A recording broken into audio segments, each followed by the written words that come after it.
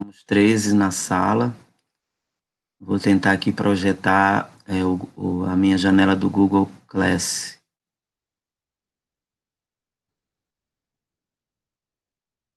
Pronto. Tá dando para ver aí? Tá dando agora. Tá sim. Pronto. Ok. Então, aqui na aba Atividades, né, vocês vão ver agora do outro lado de como é organizado na dimensão do professor, as atividades aqui e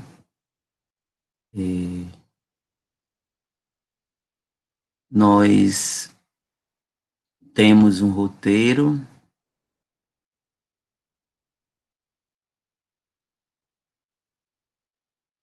Aqui, roteiro de observação, práticas educativas nas redes sociais. Aqui está o roteiro de observação. E a gente abre aqui o roteiro. Eu tentei colocar essa nuvenzinha aqui.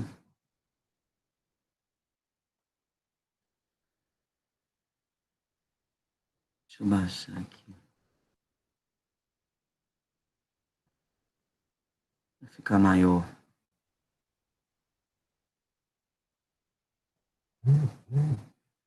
Essa nuvem, que é também um recurso de pesquisa, nuvem de palavras, né? E aí essa nuvem, ela dentro dessa pesquisa, as palavras mais recorrentes aqui foi redes sociais, internet, espaço, escola, utilização. Então, essas palavras que sobressaem são as mais citadas, né, no interior dessa pesquisa aqui. É um recurso também informacional que é utilizado também em pesquisas sobre determinados temas. Então, o nosso roteiro ele tem 7 questões. Ele é identificado como um roteiro semi-estruturado. É um roteiro de observação que vai orientar, dar algumas orientações para guiar o nosso olhar dentro da rede social que o grupo vai estar observando, né? A gente chama de roteiro de observação. Então, a primeira questão diz respeito à natureza e objetivo do ambiente virtual. Ou seja, nesse ponto aqui, se for possível realmente até fazer uma pesquisa sobre um pouco da história, né, do surgimento da rede social, que está sendo estudada, quem foi que criou, como foi que surgiu, com que objetivo foi criado, né, porque às vezes essas redes sociais elas foram criadas em ambiente de pesquisa, de universidade, né, e no campo do desenvolvimento de sistemas e de computação, e depois elas foram sendo utilizadas no ambiente de pesquisa, em ambientes fechados, como foi, por exemplo, a internet.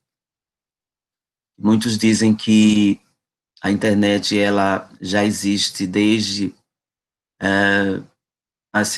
pós Segunda Guerra Mundial, entre as atividades militares, né? Era chamada de intranet, para troca de informações sigilosas entre exércitos, grupos militares, e depois ela se popularizou, né? Como um recurso de comunicação que rompeu fronteiras e aproximou pessoas e também quebrou aí algumas leis da física, né? A questão da virtualidade, ela ultrapassa aí a dimensão física, a limitação física, né? Então, nós temos a criação dessas redes sociais em ambientes diversos, que não é o ambiente próprio da educação, né?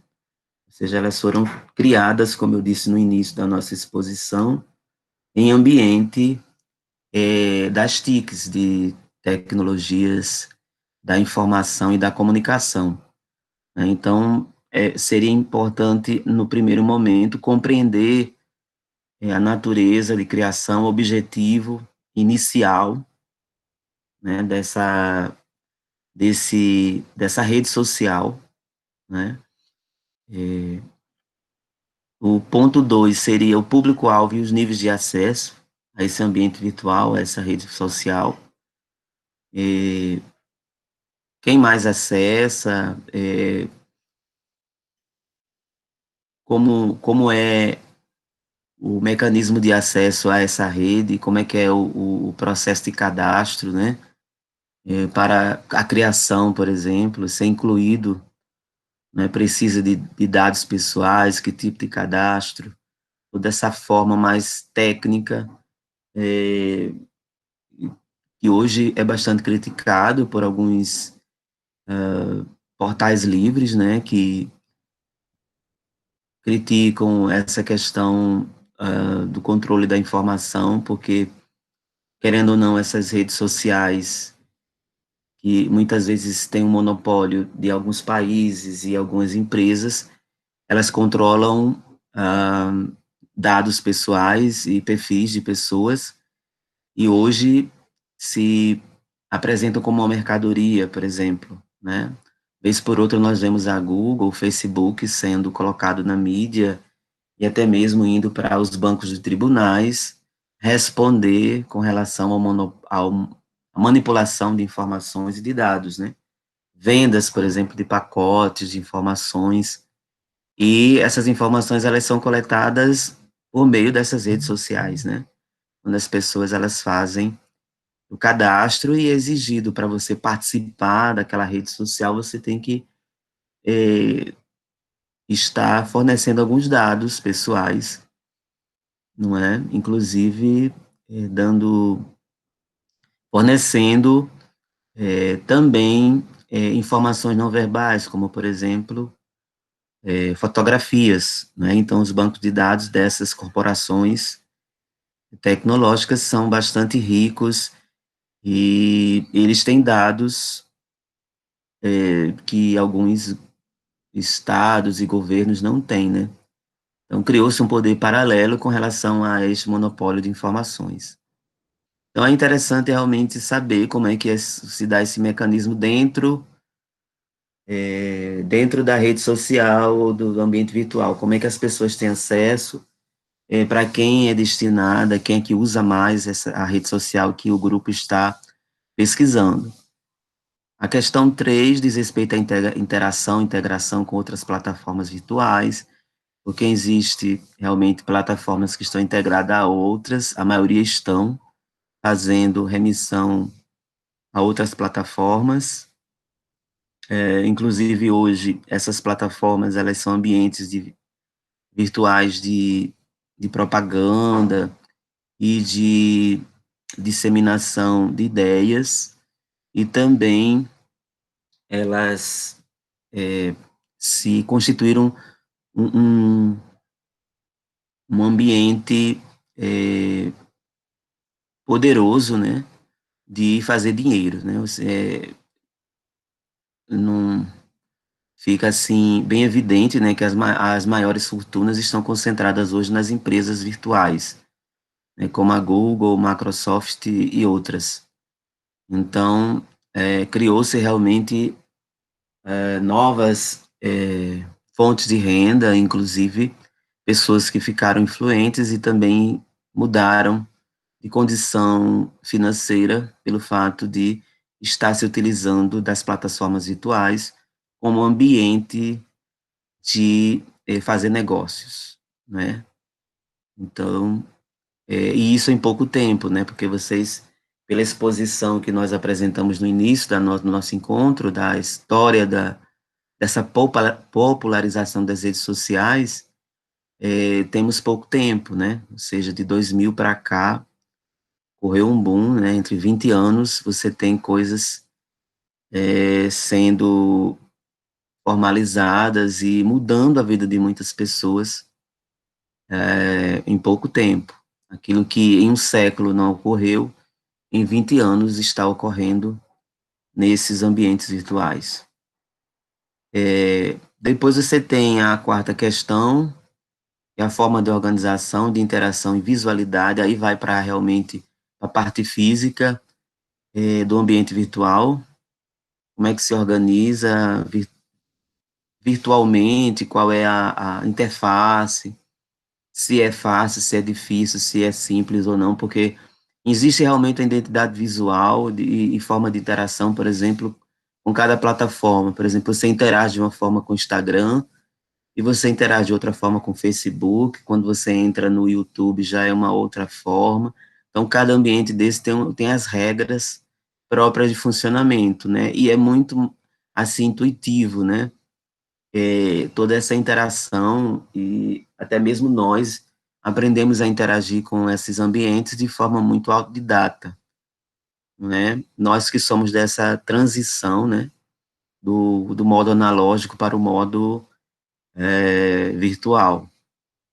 As gerações que são nativas, né, chamados nativos digitais, eles não sentiram isso, né? Eu acho que aqui na sala, eu acho que deve ter alguns nativos digitais que já tiveram a infância nesse ambiente, já cresceram nessa interface da virtualidade e não sentiram essa transição. Mas quem tem mais de 30 anos, quem tem mais de 30 anos sentiu essa mudança, né? Do modo analógico é, para o modo virtual, né? E foi e tem sido muito difícil, né? Essa adaptação para quem vivia apenas no modo analógico para o modo virtual e até mesmo nessa questão do desapego, por exemplo, do analógico, né? Por exemplo, muitos professores não conseguem desapegar, por exemplo, de textos impressos, né, de imprimir coisas para depois ler. A gente vê mesmo na pós-graduação pessoas ainda imprimindo dissertações de 150 páginas, 200 páginas, e tem professores que vai na direção contrária, dizendo que, pelo bem do meio ambiente, vamos ler, né, de forma digital, porque imprimindo papel é mais árvore, é mais tinta, é mais isso, é mais aquilo. Mas quem da transição do analógico para o virtual, às vezes faz resistência. Nós temos professores que realmente dizem que, não consigo, dói os olhos, é cansativo e tal, né? Então tem dessas coisas. Mas quem é nativo digital já faz tudo pelo computador, inclusive transações financeiras, resolve tudo pelo computador e também estuda, se diverte, né? Então essa virtualidade já é parte da vida de muita gente, né? E esses ambientes virtuais de redes sociais, eles têm essas identidades e na questão 4 vocês vão procurar saber como é que é essa identidade visual. Até mesmo nessa questão da facilidade da interação ou não, se é didático, se não é, essa interação com os sujeitos.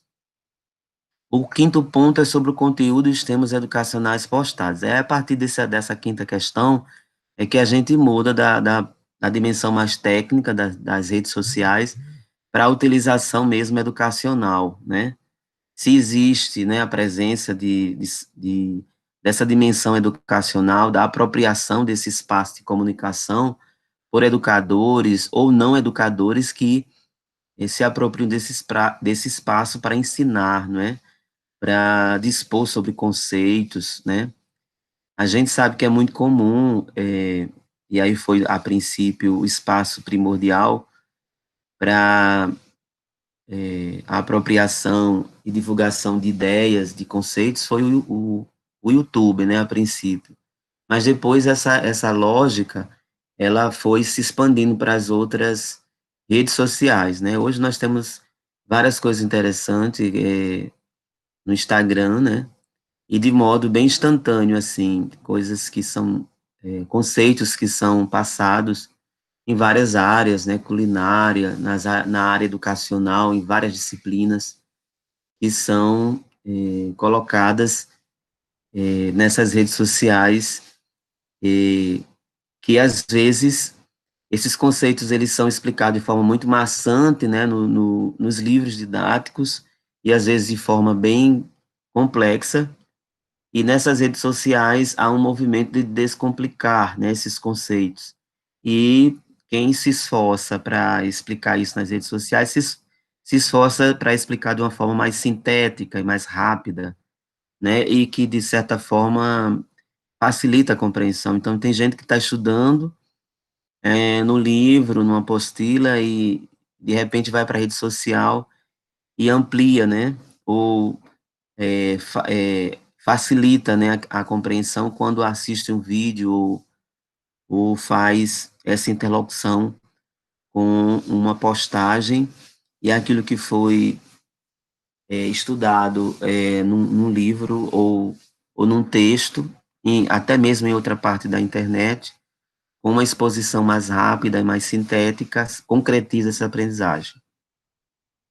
Então, na questão 5 realmente seria ver a utilização, a apropriação, né, o uso dessa rede social para fins educacionais, para fins pedagógicos, né, de realmente avaliar se existe isso dentro da plataforma e de que forma isso é feito. E se for possível, por quais áreas, né, por quais áreas de conhecimento, né, e, e é muito interessante ver essa apropriação, que é o nosso foco, né, o foco do nosso trabalho.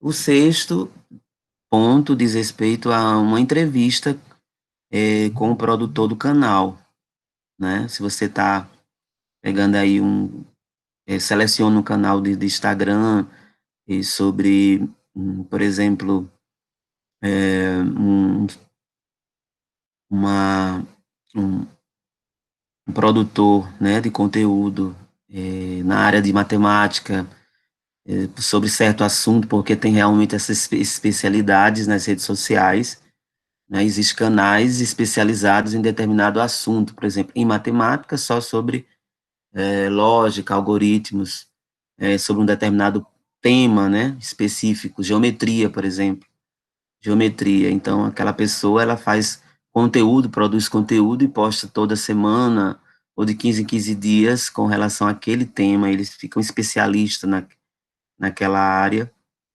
e naquele assunto.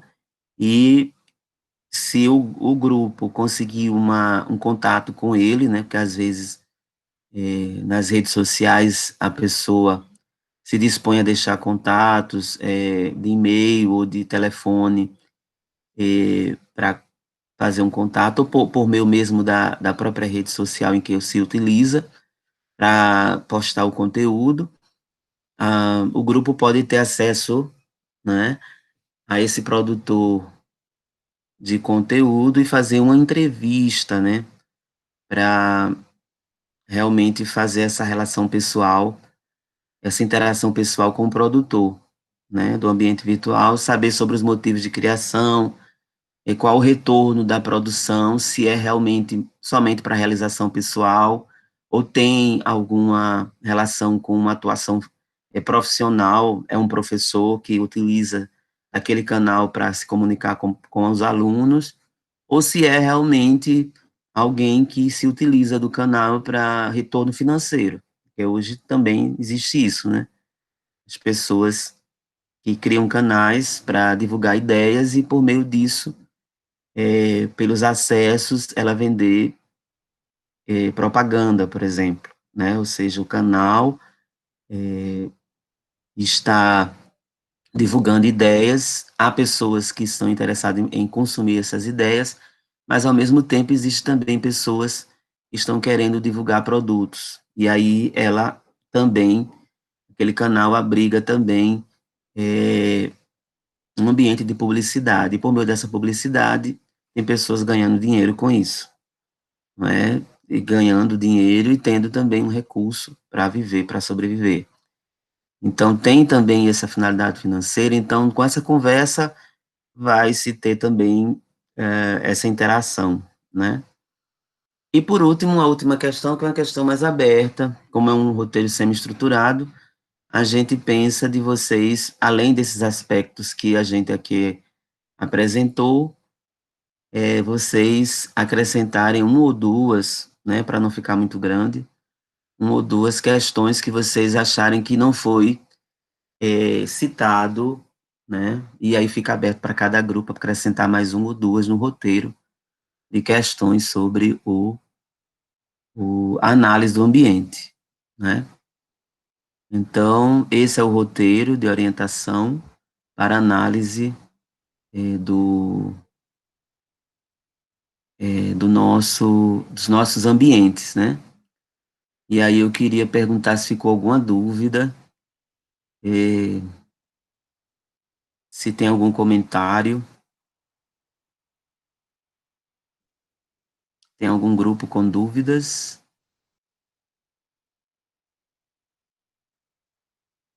Vou parar aqui a Eu acho que não. Tranquilo, Professor, professor. Oi, a atividade que o senhor postou ontem, isso para sim, falar sobre? vou falar sobre, que faz Certo. parte das atividades, atividades assíncronas, né? Atividades paralelas a esse ambiente de nossa interação aqui ao vivo, né? Mas daqui a pouco a gente fala especificamente sobre ela, mas sobre ainda sobre o roteiro de observação. Tem algum grupo que teria alguma dúvida com relação a esse roteiro? Eu acredito que Ficou tudo não. claro, professor. Tá tudo claro? Sim, sim. Pois bem. Tem alguém da sala que ainda não se integrou a nenhum grupo, tá assim, como é desgarrado, ou todo mundo tá abrigado? Todo mundo está ancorado aí nos grupos? Eu acho que está todo mundo junto, Todo principalmente que é mundo um junto. grupo de antes, Pois né? bem. Eu vou fazer só uma leitura aqui dos grupos para só confirmar. No grupo do Instagram, Bruno Rogério, Bruna Luiz, Nicole Karen, Thales Constantino, Vitor Lucas. Tudo bem? Confere. Uhum. No, Confere. no Twitch, Sâmia, Ayla, Vitor, Lincoln e Igor Alberto. Confere. Confere. Confere. YouTube, Michele, Júlio e Maria Lídia. Certo? Só são três no grupo do YouTube. E no grupo dos sites educativos, Bruno Antônio, Natália Rodrigues e Fabiano de Sales. Tudo bem?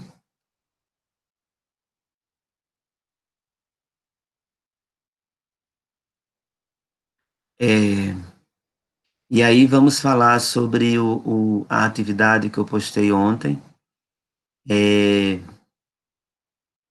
Essa atividade que eu postei ontem é uma atividade paralela que vai estar na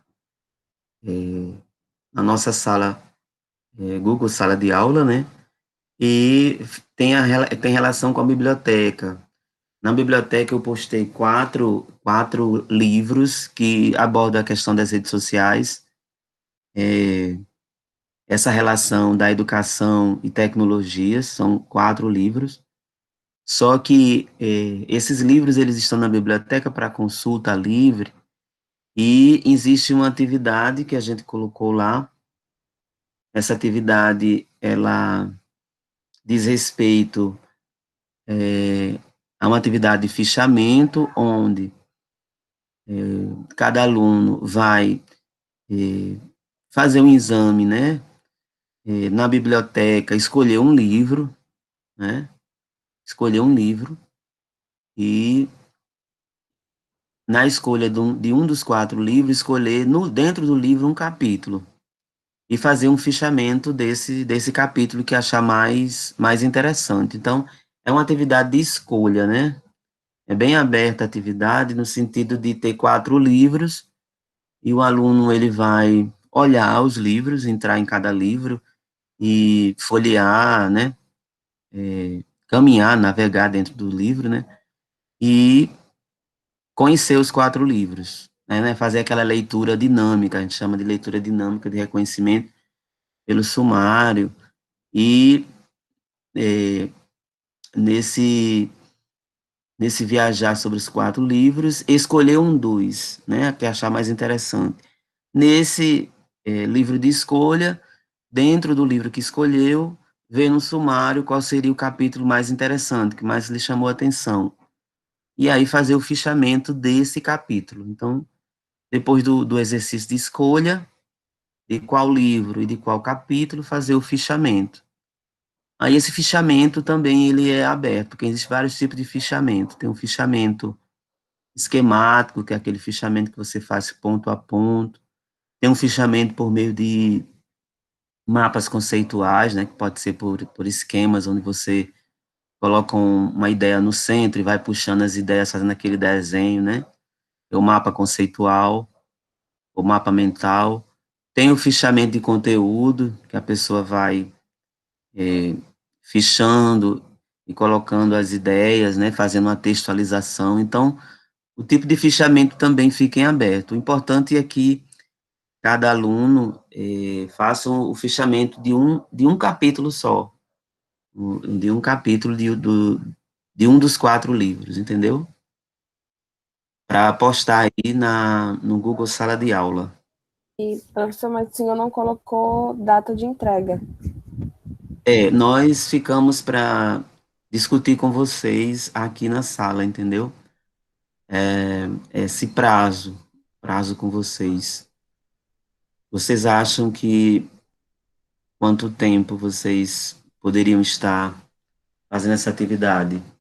Podia ser 15 dias, né, professor? 15 Na dias próxima também? aula, Pronto, tá na minha ótimo, opinião. certo. Então a gente coloca esse teto, no caso temos hoje 21, do dia 4 de novembro. Seria teto para 4 de novembro, às 23 horas e 59 minutos. E seria aí o teto. Pronto. Então eu vou programar aí para a gente realmente fechar a atividade até aí. Prazo de atividade. É bom combinar com a turma, porque vocês não têm só essa disciplina, né? Às vezes o professor está assim numa dimensão muito da sua disciplina, não sabe que o aluno está com 10 ou 15 a mais disciplinas paralelas e milhões de coisas para fazer também, né? De leituras e vocês que são do campo da matemática, Pois é. muitas N, no caso, N listas para resolver, porque o pessoal da matemática gosta de lista, né? Exatamente, professor. Ainda bem que você tem essa consciência, viu? Eu tenho uns aí que é Abençoa, Maria. Quer nem saber. abençoa.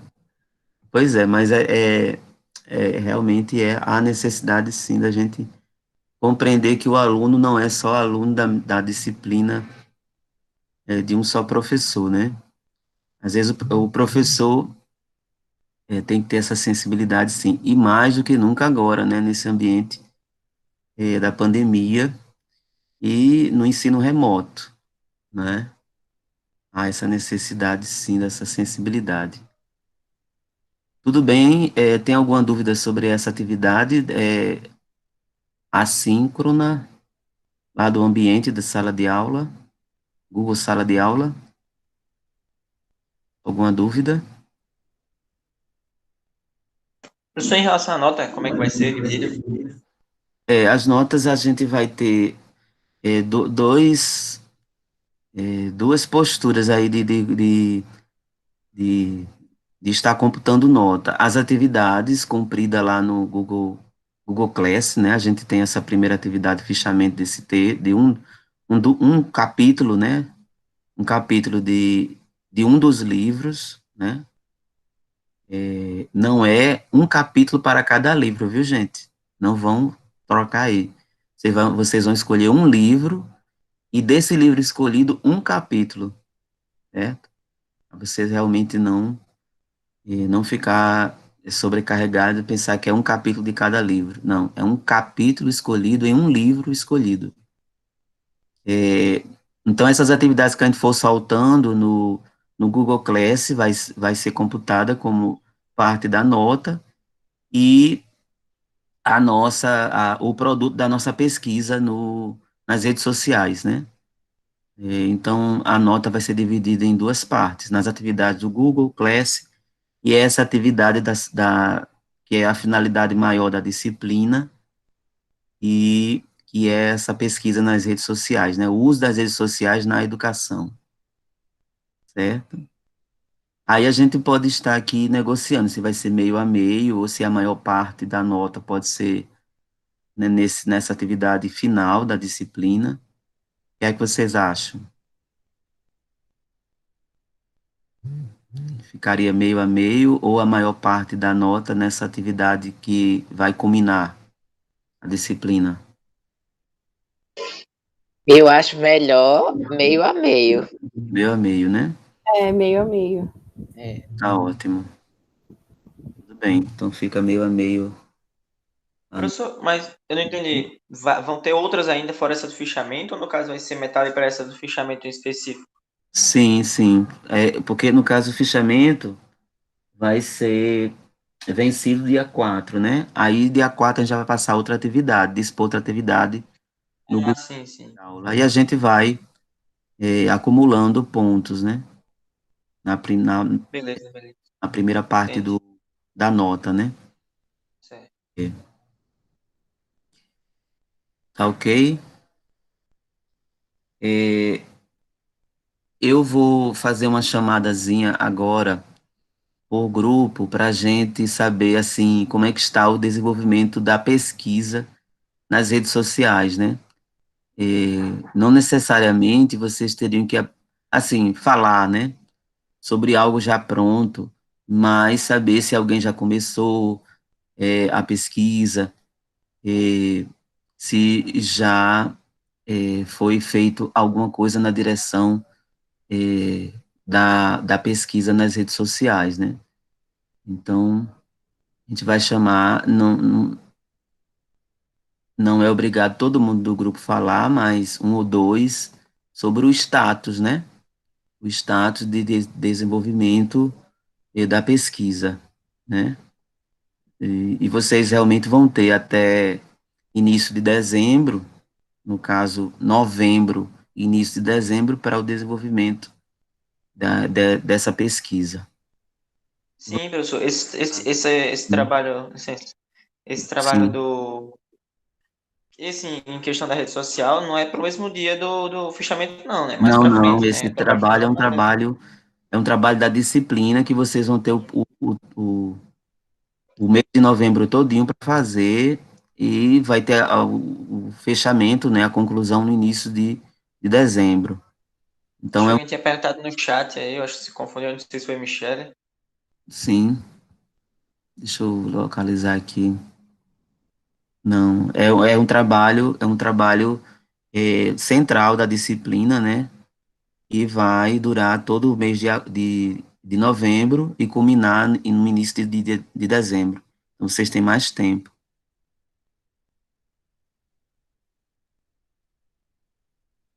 Uhum. Ah, pensou? Mas eu perguntei sobre as atividades que já foram faladas agora. Se Sim. são todas duas para o dia 4. Não Não, essa. não. Todas as duas? Para o dia 4. Só para o dia 4 seria o fichamento. Essa atividade da pesquisa na rede, ela é durante toda a disciplina, né? No caso, durante todo o mês de novembro, e vai ter a culminância, né? Com o seminário de socialização no início de dezembro, entendeu? Eu falei sobre o relatório, a outra, não o trabalho em si. Uhum. Aquele roteiro semi-estruturado. Você também é para o dia 4. Não, não. O roteiro estruturado não é para o dia 4. O roteiro semi-estruturado orienta essa atividade que é da disciplina, que é uma atividade maior, né? Uma atividade maior. E que vocês devem estar fazendo essa pesquisa orientado por aquele roteiro durante o mês de novembro até dezembro, né? Então, é uma atividade mais perene, né? Um prazo mais alongado. O do fichamento é que vai ter o prazo até o dia 4, certo? Mas Beleza, professor. Certíssimo. vamos ouvir agora o grupo do Instagram, é o grupo de Bruno Rogério, Luiz. Vocês já começaram a pesquisar alguma coisa? Já fizeram ação de algum canal? Como é que A está a vida de gente, vocês? a gente já escolheu o Instagram, que a gente vai fazer a entrevista. E aí a gente já fez Uhum, o questionário, já passou para o entrevistado, a gente está esperando o retorno. Mas ele já confirmou que vai fazer a entrevista. Inclusive é o Instagram do professor Francisco, de uhum. matemática. A gente Ah, entrou em ele. contato com ele. Uhum, E aí também a gente já começou a pesquisar alguns referenciais teóricos para complementar o trabalho. E é isso, a gente está no caminho, esperando as sim, respostas para começar a elaborar uma parte escrita mesmo. certo. Então, vocês retomam o roteiro, né, de observação e vai seguindo cada passo daquele para Isso. desse canal do Instagram. E nesse caso, o professor Francisco, ele utiliza esse Instagram para se comunicar com os alunos, ele divulga conhecimento da área específica da matemática.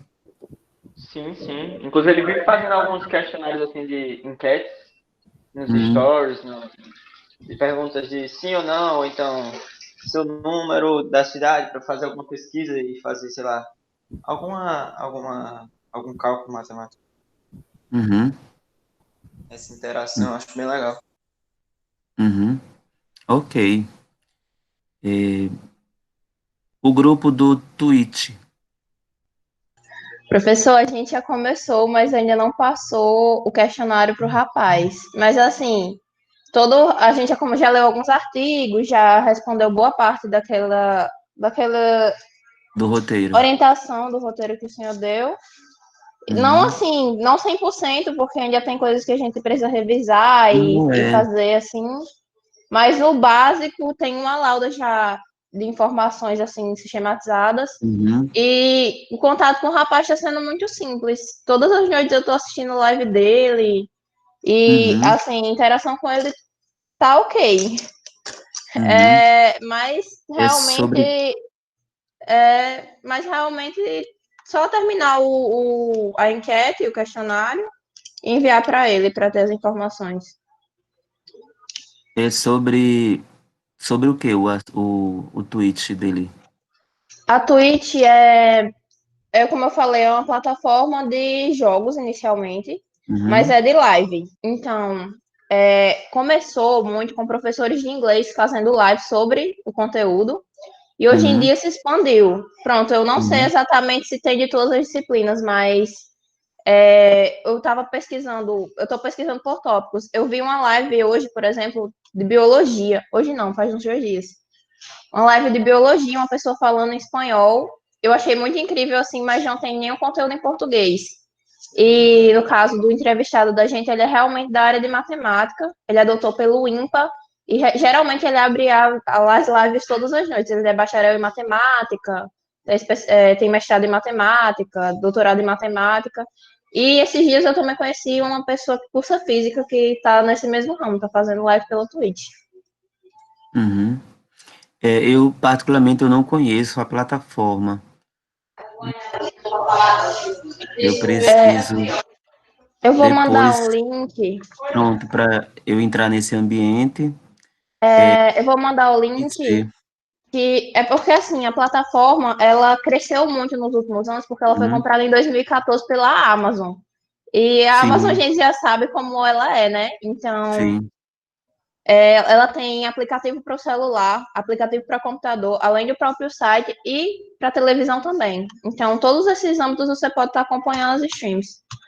Chegou a um ponto que a Twitch em si, ela tá passando até a televisão em si, porque grandes Uhum. empresas, eu estava vendo, por exemplo, o campeonato de League of Legends anos atrás, 2016, eu assistia por um canal de esporte na televisão. Mas hoje em dia Uhum. eu estou assistindo pela Twitch, porque a própria empresa está fazendo live stream do Mundial pela Twitch. Não necessariamente, dependendo da TV, isso aumenta demais o acesso, porque às vezes você não tem condição de pagar por um canal de esporte mais sofisticado, aí você tendo Uhum. acesso na internet, eu acho incrível. Isso, democratiza mais, não é? Democratiza muito mais. Ah, ótimo. A Twitch do rapaz, essa aqui. Inclusive, eu recomendo todo mundo da turma, Uhum. porque ele abre live todas as noites, ele tira dúvidas, o que você perguntar. Ontem mesmo eu Certo, estava pedindo para ele explicar limites laterais. certo. É Aí tem. especificamente sobre temas Uhum, do campo da matemática. sim. Ah, ótimo. Eu vou notar para estar tendo acesso. E nesse caso, por exemplo, para você ter acesso, não precisa fazer cadastro. Não Você não precisa está fazer livremente. cadastro para ter o acesso, mas se você quiser Uhum. interagir, que um dos grandes diferenciais da Twitch é a interação e o chat ao vivo, Uhum. você precisa ter o cadastro, se identificar. Mas também não pede muita coisa, não. Basicamente e-mail. Uhum. Só o básico mesmo. O Aqui. básico, eu sei. Tudo bem. Mas para ver, até mesmo as antigas, elas ficam salvas. Por exemplo, a live de ontem está salva. Tem a quantidade de Uhum. visualização, fica como se fosse um videozinho do YouTube, com a hora, 1 hora, Isso, duas é tipo o horas. YouTube, né? Quando você, para É tipo o visualizar, YouTube. não precisa de entrar na conta, né? É. Uhum. O diferencial da Twitch mesmo é que ela é especializada nas lives. Por Ah, exemplo, ótimo. O YouTube ele tem essa ferramenta, o Facebook tem essa ferramenta, o Instagram também tem, mas ela já surgiu a partir dessa necessidade de uma plataforma só para isso. Uhum. Ela já é um aperfeiçoamento do YouTube, né? É uma... Basicamente sim, para esse ramo Uhum. sim, Uhum. porque ela termina sendo mais rentável para pessoas que fazem esse tipo de conteúdo. Se tem Uhum. muito, porque assim, você tem a opção de doar para os streamers que você gosta, da Bits, que é uma opção que você compra na plataforma, e sai, Uhum. pode doar para as pessoas que você está assistindo. Você pode dar o sub, que você basicamente paga 5 De forma bem dólares. mais prática, né? Assim. É muito prático.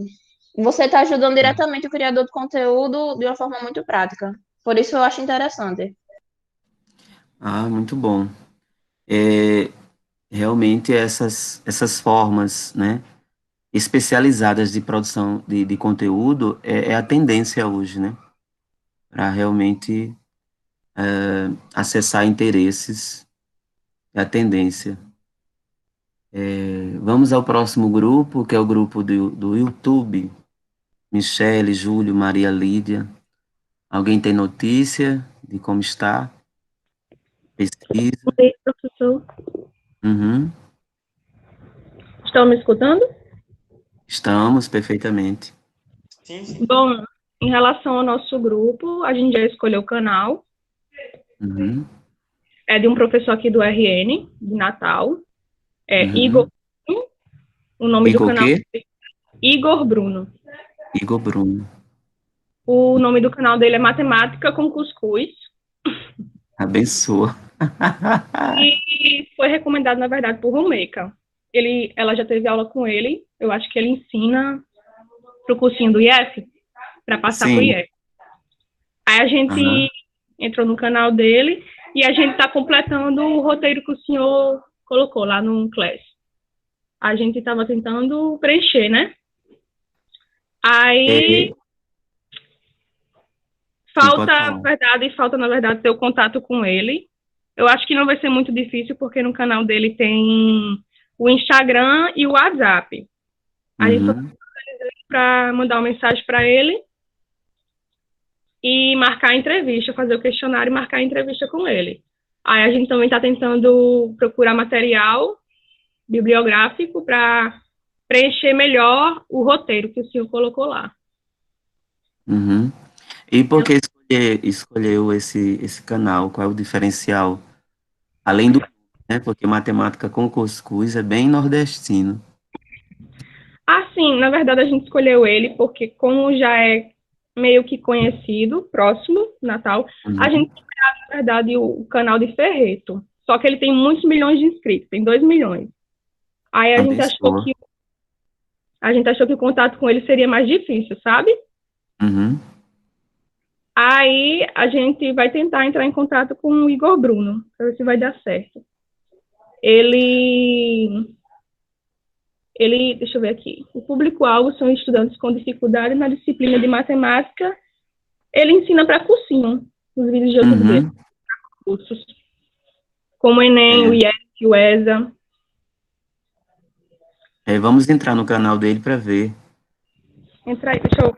Peraí. se o nome, se o título, né, inspira, né, uma didática diferente, ou é bem interessante, assim, pelo nome, né, Matemática com Cuscuz,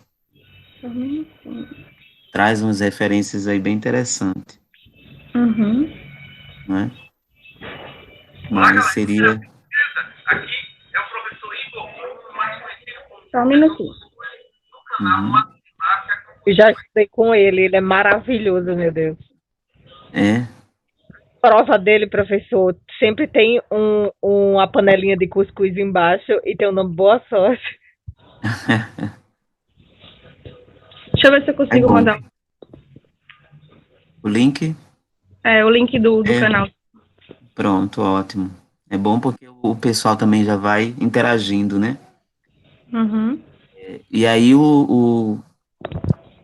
são dois elementos muito fortes, né? Matemática e cuscuz. Acho que é uma boa combinação.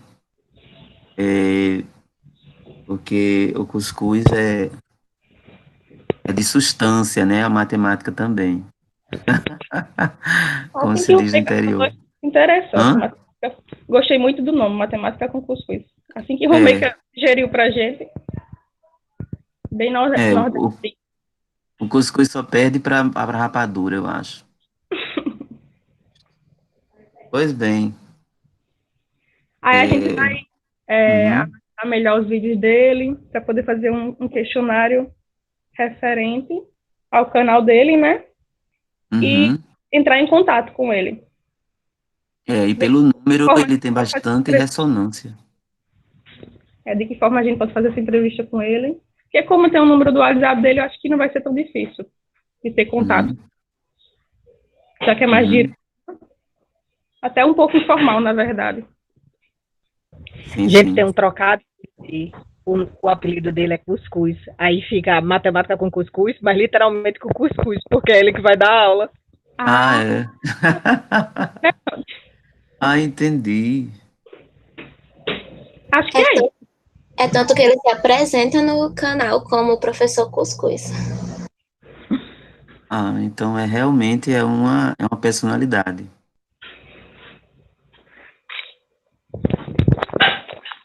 Vai ser muito interessante essa análise e a conversa também com ele. Quarto grupo, sites educativos.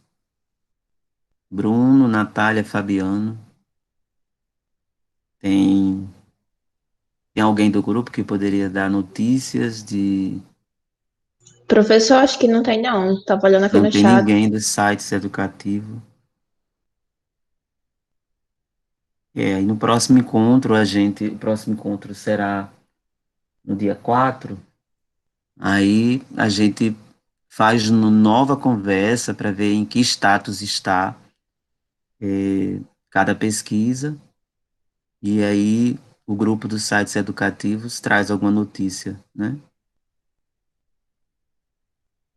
Então, a cada 15 dias a gente vai estar fazendo essa chamada para ver como é que está o nível de pesquisa, né? Eu considero que vocês estão no estágio mais de aproximação, de definição. Eu acho que a maioria já definiu os canais, já vê possibilidades de entrevista, isso é muito bom, essa interação com o produtor do canal, né? Porque uma coisa é você assistir o canal, outra coisa é você interagir com quem produz o canal. Acho que traz essa coisa da identidade, da pessoalidade, né? Da produção, da virtualidade. Isso é muito importante, né? Essa interação com o sujeito, né, até para quebrar essa questão do distanciamento, né, que as tecnologias às vezes traz e às vezes potencializa, por exemplo, pessoas a estarem na rede pensando que estão sozinhos ou que podem fazer o que querem por trás da tela, né? Então, pensar realmente que essas produções tecnológicas, esses produtos, né, que estão na rede, eles não estão por obra e graça, eles são produtos de humanos, né, e tem pessoas por trás ali, com sentimentos, com sensibilidades, isso é muito importante para o educador, né, enquanto nós, educadores, temos que ter essa consciência e passar isso para os nossos alunos, né, sobre a questão da ética no uso das tecnologias, né, isso aí. Então, assim, eu estou satisfeito, né, por esse encontro com vocês, saber que a pesquisa já começou a ser feita. Eu acho que esse é o caminho. Agora, tem uma questão para ser resolvida que foi, assim, encaminhada no encontro passado, sobre a questão da culminância, né? Acho que foi, eu não lembro quem foi que sugeriu da gente, em vez do relatório, estar abrindo um grupo de Instagram da turma para a gente postar os resultados dessas atividades. Professor, desculpa interromper, mas acho que não foi Foi. nessa turma, não. Foi não? Então foi, deve ter sido na outra.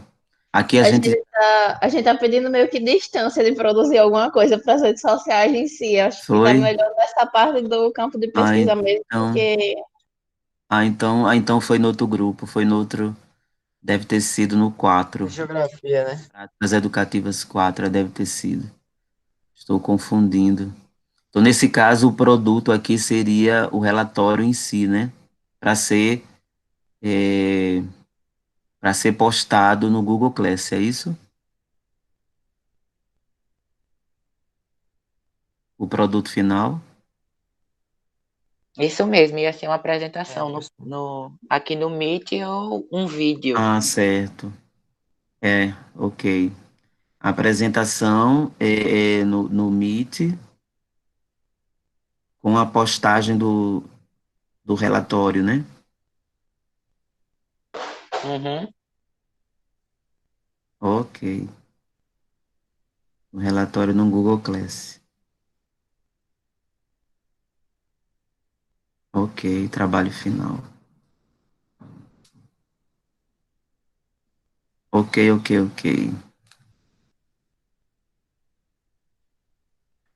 Então era essa a dúvida que eu queria tirar.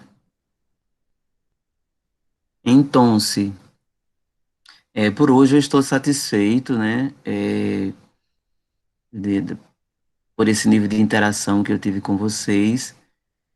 Para o próximo encontro, a gente vai preparar uma exposição sobre essa literatura, né? Vocês vão estar entregando o fichamento de um dos capítulos e eu vou escolher uma das obras para fazer uma exposição e a gente discutir um pouco sobre o uso, né, das redes sociais,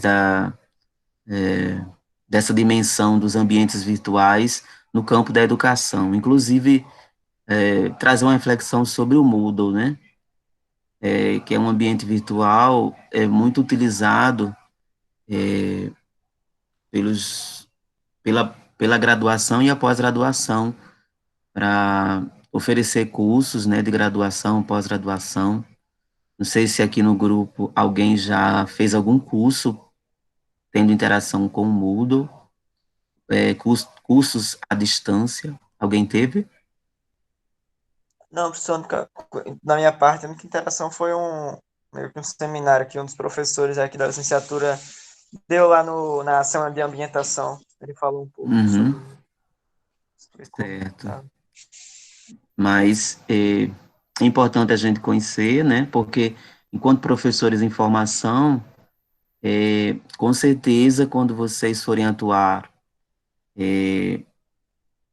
ou na rede pública de ensino ou na particular, vocês vão ter a necessidade de estar utilizando esses recursos né, para interagir com os alunos, inclusive dentro da perspectiva do ensino híbrido, né? Não sei quantos aqui já ouviram esse termo, ensino híbrido. Eu já ouvi falar.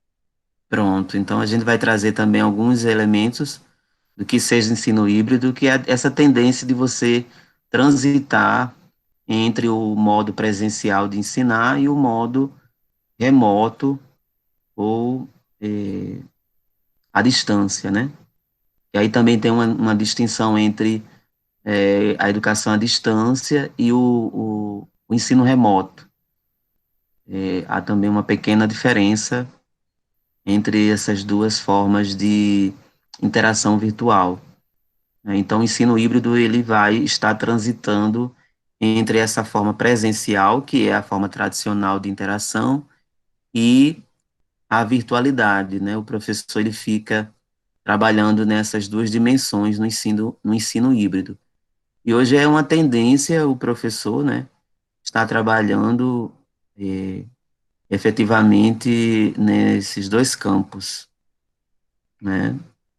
Pelo fato de que o aluno ele está imerso, né, com relação a essa virtualidade, e o professor que adere a essa metodologia, ele vai estar utilizando-se da sala de aula presencial e também desses recursos de virtualidade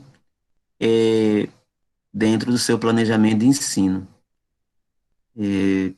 Existe também, como consequência dessa proposta de ensino híbrido, uma metodologia muito utilizada por alguns professores no IF de sala invertida. Já ouviram falar desse termo, dessa metodologia? Sala invertida? Já, só não lembro o que é direito. Uhum.